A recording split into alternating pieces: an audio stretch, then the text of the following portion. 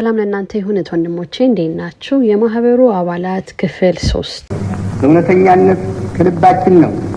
ከእግዚአብሔር መንግስት በቀር የፍጡር መንግስት ሁሉ አንዱ ካንዱ የማይበላለጥ ስራ የለውም። ነገር ግን በምድር ላይ ኃይለኛ የሆነው መንግስት ምንም በደል የሌለበትን የሌላውን መንግስት ህዝብ ለማጥፋት የሚገባው መስሎት በተነሳበት ጊዜ ተጠቂው ወገን ለመንግስታት ማህበር የተበደለውን የሚያቀርብበት ሰዓት ነው። እግዚአብሔርና ታሪክ ለምትሰጡት ፍርድ ለመንግስታት ማህበር ምስክር ሆነው ይመለከታሉ። ሰኔ 30 በ1936 ስዊዘርላንድ ውስጥ እንግዲህ ሊግ ኦፍ ኔሽን ስብሰባ ላይ ንጉስ ኃይለ ሥላሴ እንግዲህ በጣም አደገኛ ንግግር ያደረጉበት ቀን ነበረ። ንግግራቸውንም እንዲቋረጥ የተለያዩ ሙከራዎችን አድርገውባቸው ነበር። አንደኛ በጩኸት ነው የጀመሩት። ከዛ መብራት አጠፉባቸው፣ ድምጻቸውን ሚውት አረጉባቸው፣ ማይኩን አጠፉት። የተለያየ ጩኸት ነበረ። ግን ያንን ሁሉ ተቋቁመው ሙሉ ያዘጋጁትን ጽሁፍ ያቀርቡበት ቀን ነው። በይበልጥ ደግሞ የማህበሩ አባላትን እጅግ አስቆጥቶ ነበር። ለዛ ነው እሳቸውን ለማውረድ የተለያዩ ሴራዎችን መጠንሰስ ጀመሩ። የንጉስ አፄ ኃይለ ሥላሴ ከስልጣን መውረድ በ1966 እስከ 1967 በኢትዮጵያ አቆጣጠር እንግዲህ ይሄ ድንገተኛ የህዝብ አብዮት አልነበረም። ይሄ በሚስጥር ማህበራት የተቀነባበረ አደገኛ ሴራ ነው። ለዘመናት ያቀዱበት የነበረው ማለት ነው። ንጉሳዊ ስርዓትን ለማፍረስ እንግዲህ በዓለም አቀፍ ደረጃ የሚንቀሳቀሱበት አንድ ህግ አለ። ይሄ ደግሞ ኦርደር አውት ኦፍ ኪዮስ ይሉታል። አንድን ችግር ይፈጥራሉ። በዛ ችግር ላይ ደግሞ የራሳቸውን መንግስት ይገነባሉ። እንዲህ ይሉታል እንደውም ስርዓትን በግርግር ውስጥ መፍጠር። እንግዲህ በኢትዮጵያ ውስጥ በጥንታዊ ሀገር ላይ የጸናውን ከእግዚአብሔር የተሰጠ መለኮታዊ መብት ወይንም ዲቫይን ራይት አለኝ የሚለውን የሰለሞናዊ ስርወ መንግስት መንፈሳዊ መዋቅር ሰብሮ ለማጥፋት መጀመሪያ ሀገሪቱን ወደ ፍጹም ትርምስ መክተት ነበር። ለዛ ነው የወሎ ድርቅን እንደ ምክንያት ይዘው ህዝብ አብዮት ያስነሱት። በዚህ ትዕዛዝ መሰረት የነሱ ቀኝ እጅ የሆነውን የደርግ መንግስትን አስነሱ። እንግዲህ የደርግ መንግስት ማለት ነው በሚስጥር ማህበራቱ ዘንድ ሁለተኛ መዋቅር ወይንም ሰከንደሪ ቱል ብለው ይጠሩታል። ማህበሩ በዓለም ላይ ያሉትን ባህላዊና ሃይማኖታዊ ነገስታት በሙሉ ለማጥፋት ዓለምን በአንድ ዓለማዊ መዋቅር ስር የማስተዳደር ሰፊ ህልም ነበራቸው። በፕሪቪየስ ቪዲዮም እንደነገርኳችሁ የአዲሱን የዓለምን ስርዓት ለማምጣት ማለት ኒው ወርልድ ኦርደር። ይህን ለማሳካት ደግሞ ኮሚኒዝምና ማርክሲዝም የነሱ ምርጥ መሳሪያ ነው ብለው ያምናሉ። እንግዲህ ደርግ የኮሚኒዝም ካባ የደረበ ለህዝብ ጥቅም ሳይሆን የኢትዮጵያን ጥንታዊ ሃይማኖቶች መሰረት ሙሉ ለሙሉ ለመናድ ከሚስጥር ማህበራቱ በተሰጠው ተልዕኮ መመሪያ መሰረት እንግዲህ ሀገሪቱን ወረረ ማለት ነው። መጀመሪያ ያደረጉት ያው ቤተ መንግስቱን ያው የምታውቁት ታሪክ ነው። ወረሩ። ንጉሱን በአንድ ክፍል ውስጥ አሽገው አስቀመጧቸው። ከዛ በኋላ ምን አደረጉ? ሌላ ሴራ ጠነጠኑ።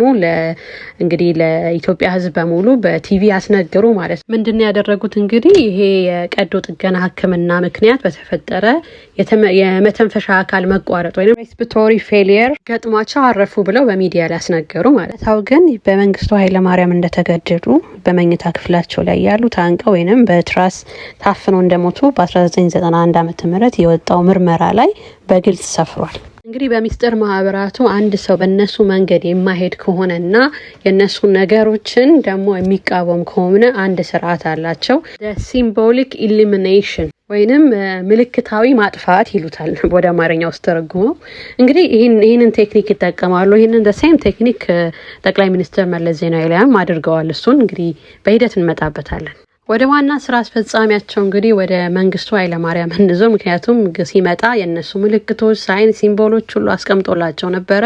በጣም ታዛዣቸው ነበረ። ብዙ ደምም ገብሮላቸዋል። እንግዲህ ደርግ በስልጣን ዘመኑ ማብቂያ አካባቢ ላይ የኢትዮጵያ ሰንደቅ ዓላማ ላይ ያኖረው አዲስ አርማ እንግዲህ በጣም ትልቅ ሚስጥር አለው በእነዚህ በሚስጥር ማህበራት ዘንድ ማለት ነው።